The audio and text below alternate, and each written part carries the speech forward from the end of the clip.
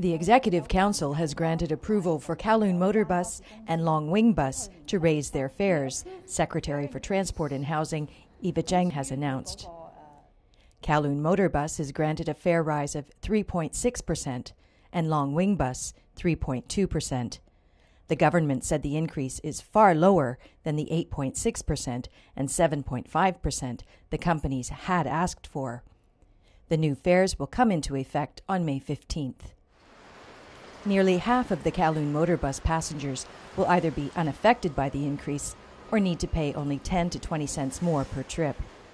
The other half will need to pay 30 to 50 cents more. Less than 2% of passengers will have to pay 60 cents or more.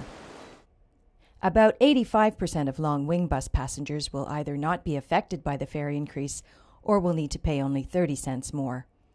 About 15% will need to pay an extra 70 cents or more. Eva Zheng said the decision was difficult. It took into account not only the higher fuel and labor costs the bus companies face, but also the burden for commuters. We do need to provide them with the necessary resources to run bus routes which meet the needs of the traveling public.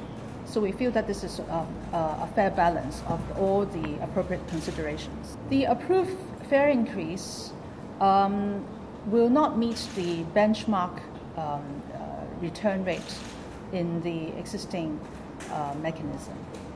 It is actually substantially lower. So the return on their average net fixed assets is much, much lower than what the system allows. The government emphasizes that the bus fare increase from the Composite Consumer Price Index will be small.